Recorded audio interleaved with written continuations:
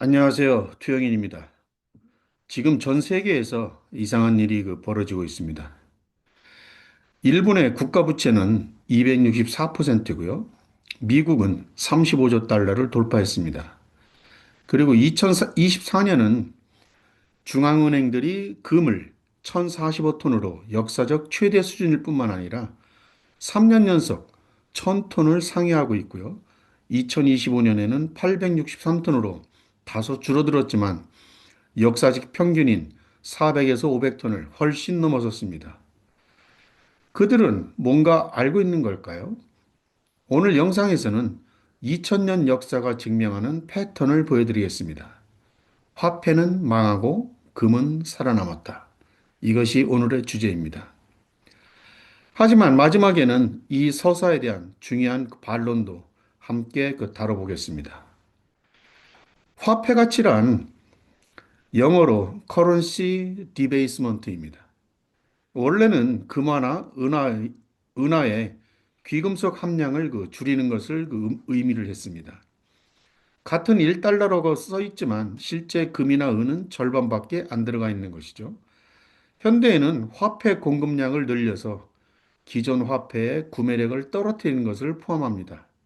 양적 완화, 재정 적자 이런 것들이 여기에 해당됩니다. 금이 왜 이런 상황에서 주목을 받을까요?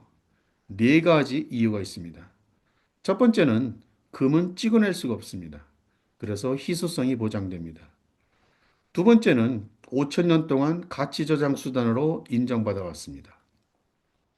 세 번째는 어떤 정부의 부채도 아닙니다.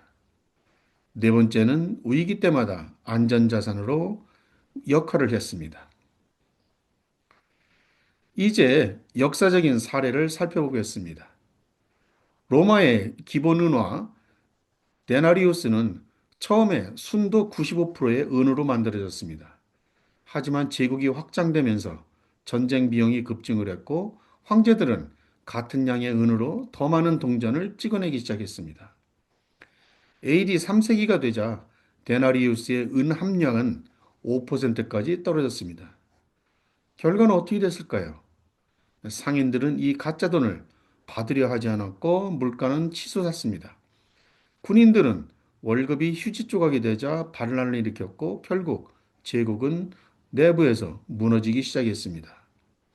이렇게 화폐를 신뢰할 수 없게 되면 사회 전체가 흔들립니다. 1540년대 영국 헨리 8세는 심각한 재정 위기에 빠졌습니다. 흑사병 이후에 회복되던 영국은 헨리 8세의 사치스러운 궁정 생활, 프랑스, 스코틀랜드와의 전쟁 비용, 이런 부분 때문에 재원이 바닥이 났습니다. 수도원 해산, 토지 매각, 증세, 할 수 있는 건 다 해봤지만 여전히 돈이 부족했습니다. 그래서 왕실은 최후의 카드를 꺼냅니다.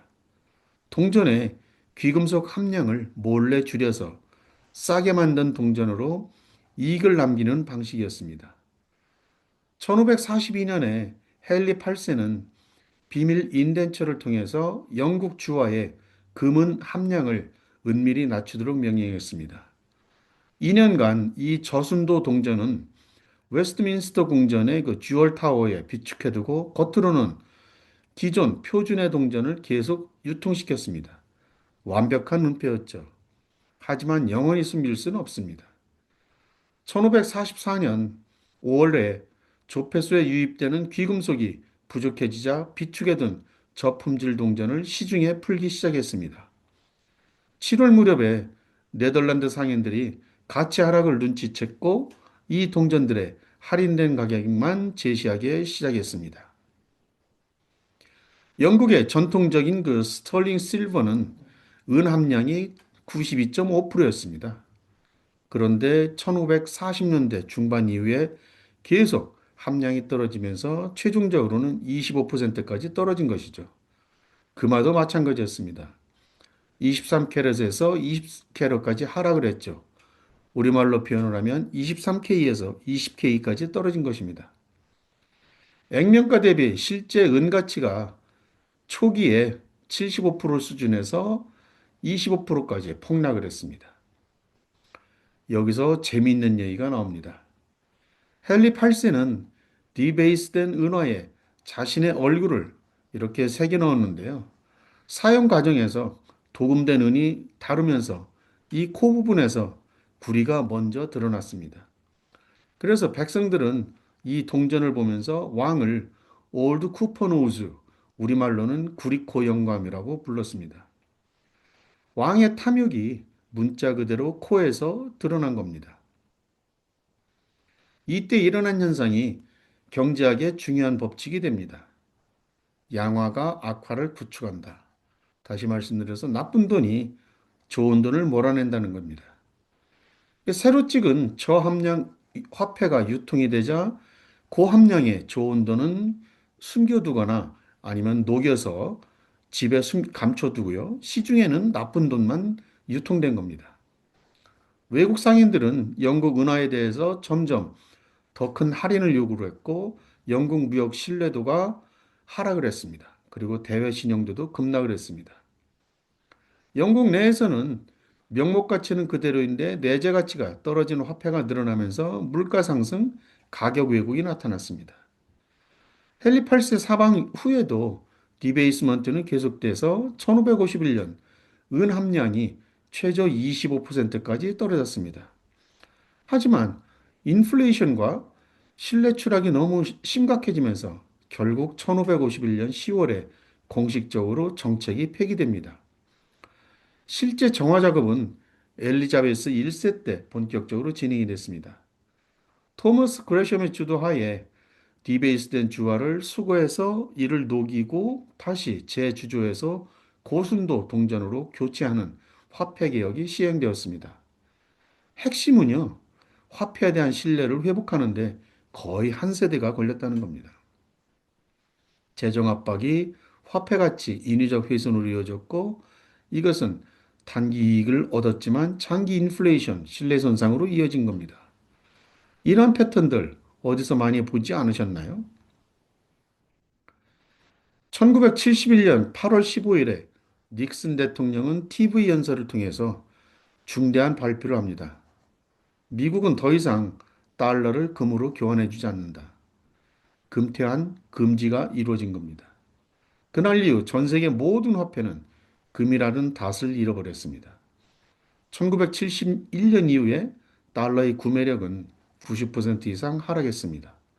로마 황제가 은 함량을 줄인 것처럼 현대 정부는 화폐 공급량을 늘려서 같은 효과를 내고 있는 겁니다. 2022년에 전 세계 중앙은행들은 1082톤의 금을 순매수했습니다. 2024년도에는 1086톤을 추가 매입했고요. 이것은 1950년도 이후 최대 규모입니다.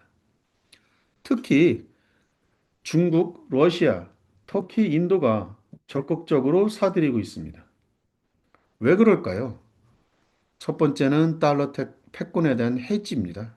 미국의 금융 제재를 경험한 국가들이 달러 의존도를 줄이고 싶어 합니다. 둘째, 지정학적 불안정성입니다. 전쟁이나 무역 분쟁, 팬데믹, 위기가 반복되면서 어떤 정부도 통제할 수 없는 자산의 가치가 올라가고 있습니다. 그래서 중앙은행들은 헨리 8세의 교훈을 잘 알고 있는 것입니다. 자, 여기까지 들으면 당장 금을 사야 되겠다는 생각이 드실 겁니다. 하지만 잠깐 균형 잡힌 시각도 필요합니다. 여기서 균형 잡힌 시각이라는 것은 일부 분석가들이 통화 붕괴 서사가 가장되어 있을 수 있다고 지적한 것입니다. 인플레이션은 정치적으로 자살행위입니다. 오늘날 인플레이션은 유권자들에게 극도로 인기가 없습니다. 지난 5년간 무슨 일이 있었는지 한번 보십시오. 높은 인플레이션을 겪은 나라에서 현직 정부가 줄줄이 선거에서 패배를 했습니다. 미국, 영국, 아르헨티나가 그렇습니다. 물가가 오르면 정권이 바뀝니다. 이 말은 무엇을 의미를 할까요? 각국 정부가 부채 탕감으로 해서 고의로 심각한 디베이스먼트, 즉 고인플레이션을 장기간 유지하기는 정치적으로 매우 어렵다는 것입니다. 그렇다면 시장은 뭐라고 말할까요? 시장 지표도 한번 보시겠습니다. 30년 인플레이션 수합 그래프입니다. 이 지표들은 장기적으로 인플레이션이 다시 폭등할 것이라는 확신을 반영하고 있지 않습니다. 물론 시장이 항상 맞는 건 아니지만 이것은 그 중요한 시그널입니다. 전 세계적인 통화 디베이스먼트가 이미 금 가격에 충분히 반영됐거나 심지어 과장되어 있을 수 있다는 것이죠. 그래서 통화 붕괴가 불가피하다는 가정에만 의존해서 금은에 과도하게 올인하는 전략은 전제 자체가 취약해질 수 있는 겁니다. 그렇다면 금에 어떻게 접근해야 될까요? 핵심은 보험으로 접근하는 겁니다. 대박을 노리는 투기가 아닙니다. 전문가들은 일반적으로 포트폴리오의 5 내지 15%를 금에 배분할 것을 권합니다. 통화 붕괴가 온다면서 자산의 50%, 70%를 금에 몰빵하는 것은 위험합니다. 투자 방법은 여러 가지가 있습니다. 실물금도 있고요. 금 ETF도 있습니다.